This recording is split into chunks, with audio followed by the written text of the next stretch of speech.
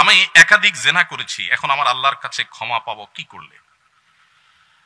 আল্লাহ তাআলা রহম করুক, অনেক ভাইরা আছেন বিভিন্ন পাপে লিপ্ত হওয়ার পর শয়তান তাদেরকে এত বেশি ভয় দেখায়, অতিরিক্ত ভয় দেখায়। ভয় যতটুকু আল্লাহকে পাওয়া দরকার তার চাইতে বেশি যদি পায় তাহলে বুঝতে হবে শয়তানে দেখাচ্ছে। ওটা কে দেখাচ্ছে? শয়তান দেখাচ্ছে।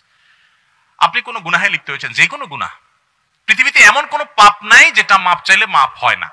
এমন কোনো পাপ, এমনকি শিরকও নেই। শিরকের গুনাহ যদি করার পরে মাপ চায়, তওবা করে, মাপ হবে না? হবে না? তওবা ছাড়া মারা গেলে মাফ করবেন, এটা ভিন্ন বিষয়, কিন্তু তওবা করলে সেটাও মাফ হবে। তাহলে বোঝা গেল জেনা ব্যভিচার হয়ে গেছে, অন্য কোনো অনাচার হয়ে গেছে, অবশ্যই মাফ করবেন আল্লাহ তাআলা। হ্যাঁ, মানুষের হক নষ্ট করেছেন, যুবক ভাইরা 3-4 বন্ধু মিলে চা দোকানে চা খেতে বসেছেন, বাসে উঠেছেন, গায়ে জোর আছে, বাহুতে শক্তি আছে। আমি এই জন্য বলি, 4-5 যুবক ছেলে ফেলে যখন চার দোকানে বসে তখন ওই টি বয়কে ডাকার টোন কিন্তু পাল্টে যায়।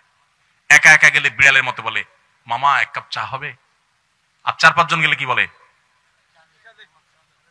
এবারে চা দে। কথা কানে যায় না?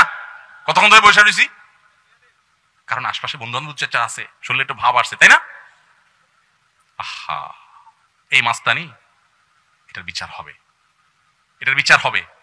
দুনিয়াতে সে বেচার বিচার পাবে না, কিয়ামতে বিচার। বুড়া বলে আপনি হাজী সাহেব হয়ে গেলেন, মাগার ওই যৌবন কালে যে মাস্তানি করে আসছেন, গুন্ডামি করে আসছেন, তার বিচার আল্লাহ করবেন। সো বি কেয়ারফুল, এই যৌবনকে পাগলামি করে নষ্ট করবেন না, ঠিক আছে তো? ইনশাআল্লাহ যে কোনো অন্যায় করে আল্লাহ কাছে মাফ চাইলে মাফ করবেন, কিন্তু মানুষকে ওই যে ধাক্কা দিয়েছেন, গালি দিয়েছেন, অধিকার নষ্ট করেছেন, হক মেরেছেন, এগুলো কিন্তু আল্লাহ মাফ করবেন না, সাবধান।